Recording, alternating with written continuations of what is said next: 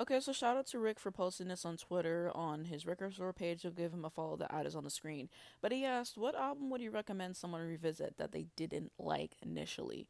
Now, this is a really interesting question for me because a lot of the times I feel like if I don't like the album on the first listen, I just don't like it and I'm not going to re listen to it.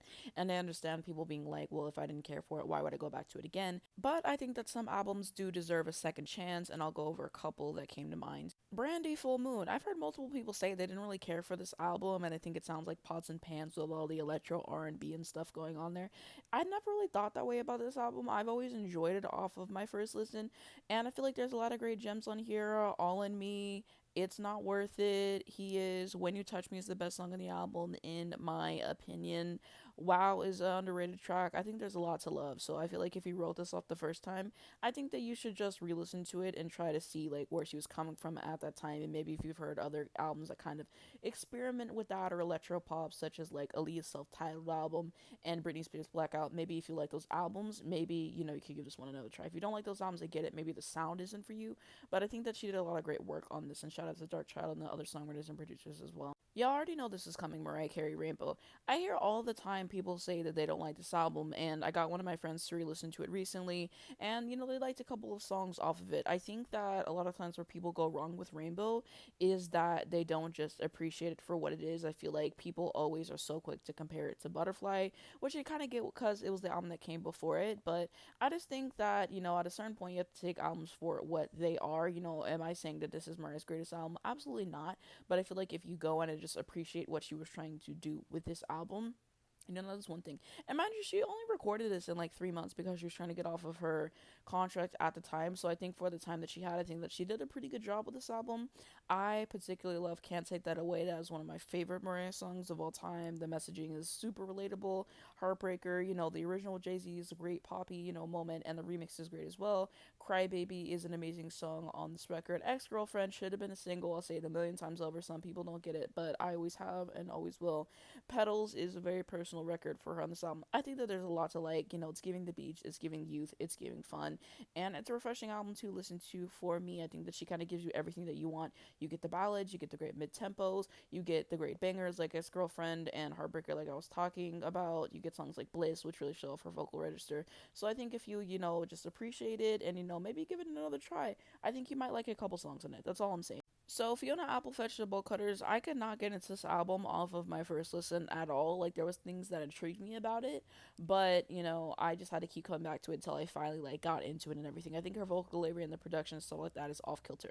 But as I came back to it more, I really do appreciate it. However, if this is your first Fiona Apple album, then I could see why you would find it jarring like I did. I would say start off with When the Pond first. But I think that this is a great album. I feel like those who have like really listened to it, you understand it and everything. It's definitely not for everybody. It really isn't, and I'd recommend starting with When the Pond first. But after revisiting it and trying to understand it more and everything, I understood. I really love songs such as the title track, Rakafiz, Shamika is a super cool song as well, Newspaper, and she's just really interesting as a singer-songwriter and one of my favorites. The Miseducation of Laurynhill by Laurynhill. I'm sure this might be shocking to some people. I could not get into some the first few tries, and I kept going back to it because people kept talking about how it was a classic and how it was such a great album, and I don't know why I wasn't really connecting with it because I really liked the song Do Up That Thing. But one day everything just clicked for me and I started to really enjoy this album. Superstar is really great. Nothing Even Matters featuring D'Angelo is one of my favorite songs. Everything is Everything. Every Ghetto, Every City is another great moment. And so, yeah, there's a lot to love on this album. I don't know why it didn't click for me at first, but if you feel like, you didn't get it either, then you are not alone. I understand exactly what you mean, but I think this deserves a revisit because it's a classic for a reason. It's held in such high regard for a reason. Last up, I decided to go with Beyonce Renaissance. Now, whenever I first listened to this album, I thought that this was a good album. I did enjoy it, but there were songs like Thick and Move that I just didn't really like, and I was like, why is she talking so much over the songs? I couldn't really buy into it. But as I kept listening to the album more, I found that it really actually ended up growing on me, and I feel like this album is a grower for a lot of people, and at first I couldn't understand why everyone was saying it was album of the year, but as I kept going back to it, because if I really like an album and artist, in order to review it, which is what I did on my channel Anastasia 25, I like to just listen to it at least once a day, write out my notes, see how my thoughts change over time. And I did end up coming around to those songs in particular. All Up in Your Mind, I still do like that one live, and I hope that she does do a live album. We'll have to wait and see. But I mean, there's songs like I love from the beginning, like America Has a Problem, that I have even more appreciation for looking back. And now I would say that Virgo's Groove is my favorite song on the album, when previously I would have said it's Plastic Off the Sofa.